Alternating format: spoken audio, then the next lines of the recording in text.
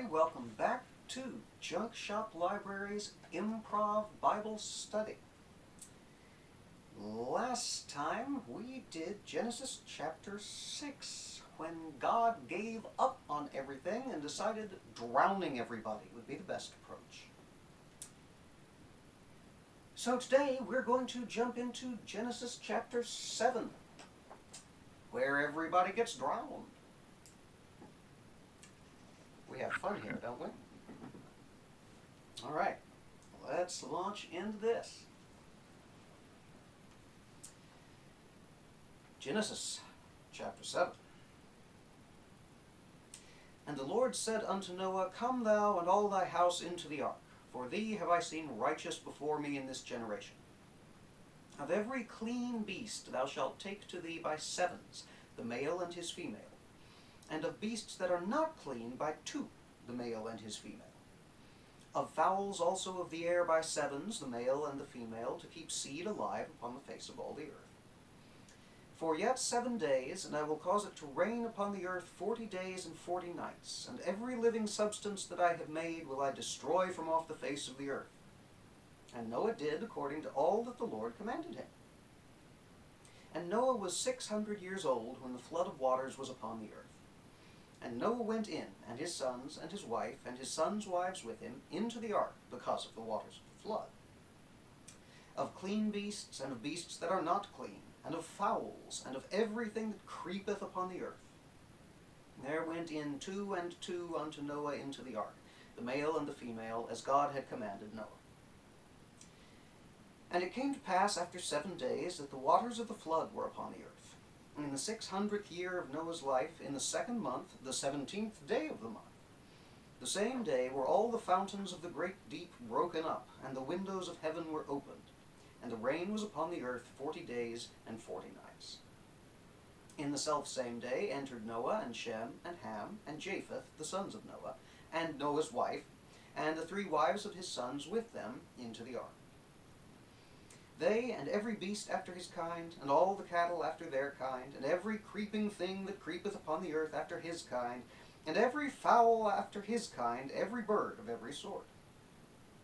And they went in unto Noah into the ark, 2 and 2 of all flesh, wherein is the breath of life. And they that went in male and female of flesh, as God had commanded him, and the Lord shut him in. And the flood was 40 days upon the earth, and the waters increased, and bare up the ark, and it was lift above the earth. And the waters prevailed, and were increased greatly upon the earth, and the ark went upon the face of the waters. And the waters prevailed exceedingly upon the earth, and all the high hills that were under the whole heaven were covered. 15 cubits upward did the waters prevail, and the mountains were covered.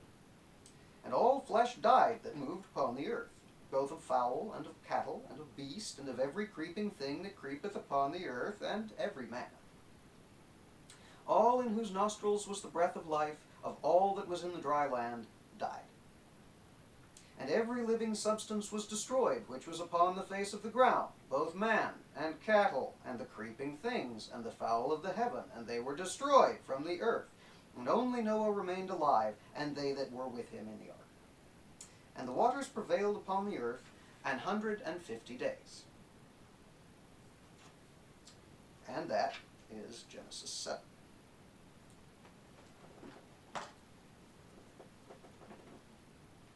Oh, boy. Okay.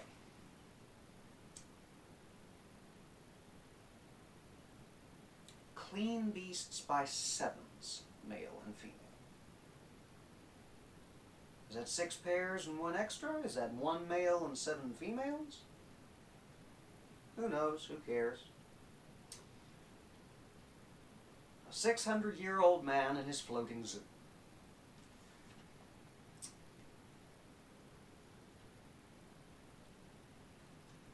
Oh. You got 7 days.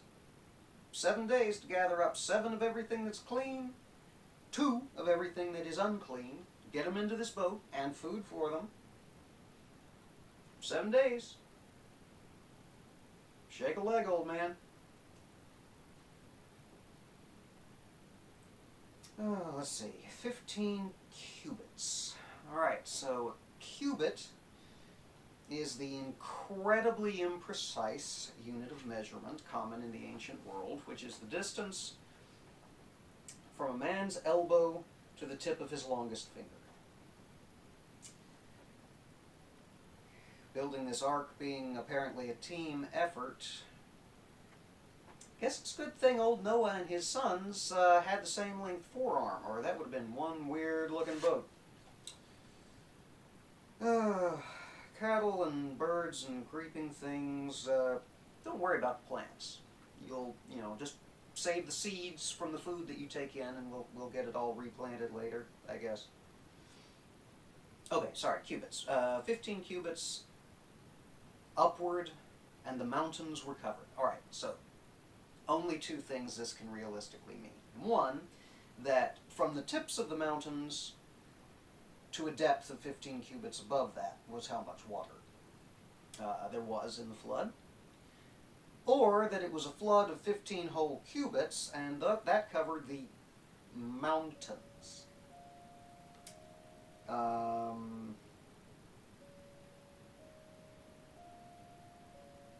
Either one's a little dicey. The second one is a little more believable.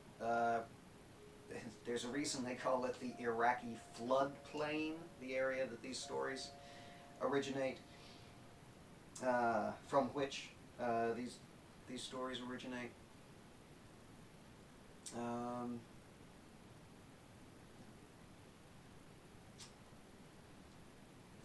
So there was a ginormous flood, and the waters of the deep swelled up, and the waters above rained down, down, down.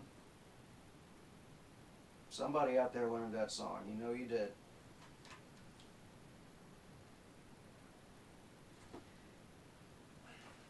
It's a dumb story. It's not even original.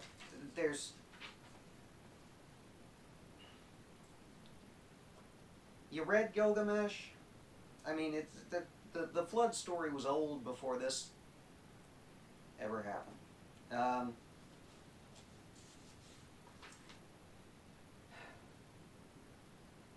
It's a dumb story. I don't know that I have much to say about it beyond how dumb it is. A 600-year-old man in his floating zoo. And, freshwater fish and saltwater fish surviving in a torrential flood. Oh. No mention of dinosaurs.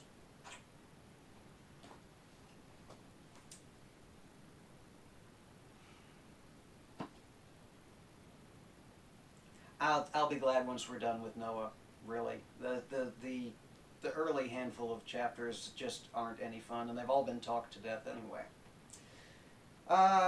But that's not going to take very long, because...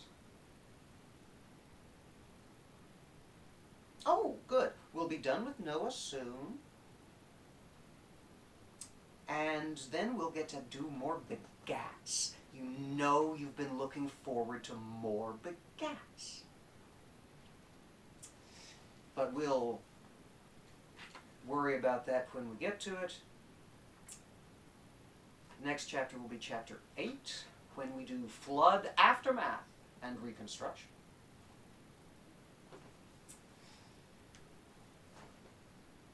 It's a dumb story. But we're halfway through it.